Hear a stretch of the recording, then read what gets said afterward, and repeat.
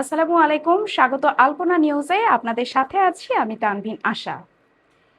একটি ন্যায়ভিত্তিক ও আধুনিক রাষ্ট্র ব্যবস্থা গড়ে তুলতে স্বচ্ছ, জবাবদিহিতামূলক এবং জনবান্ধব ভূমি ব্যবস্থাপনার বিকল্প নেই উল্লেখ করে প্রধানমন্ত্রী তারেক রহমান বলেছেন, সেবা প্রদান জনগণের প্রতি করুণা নয়, বরং জনগণের সেবা নিশ্চিত করাই সরকারের দায়িত্ব। আমাদের লক্ষ্য একটি দুর্নীতিমুক্ত, হয়রানিমুক্ত, প্রযুক্তি নির্ভর ও নাগরিক বান্ধব ভূমি ব্যবস্থাপনা প্রতিষ্ঠা করা, যা দেশের টেকসই উন্নয়নকে আরও ত্বরান্বিত করবে। মঙ্গলবার সকালে রাজধানীর তেজগাঁওয়ে ভূমি ভবনে ভূমি সেবা মেলা 2026-এর উদ্বোধন শেষে তিনি এসব কথা বলেন। ভূমি জমি ব্যবস্থাপনায় আধুনিক ও প্রযুক্তি নির্ভরতাকে গুরুত্ব দিয়ে জমি ব্যবস্থাপনার ক্ষেত্রে অনলাইন সুবিধা নিশ্চিত করলে জমি জমা সংক্রান্ত দুর্ভোগ অনেকটা লাঘব হবে বলেও জানান তিনি।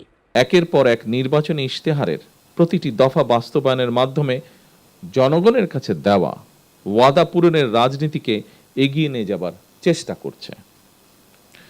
শুধুমাত্র জমিজমা সংক্রান্ত বিষয় নয়, প্রতিটি ক্ষেত্রেই জনবান্ধব কর্মসূচি নিয়ে সরকার জনগণের কাছে দায়বদ্ধ থাকতে চায়।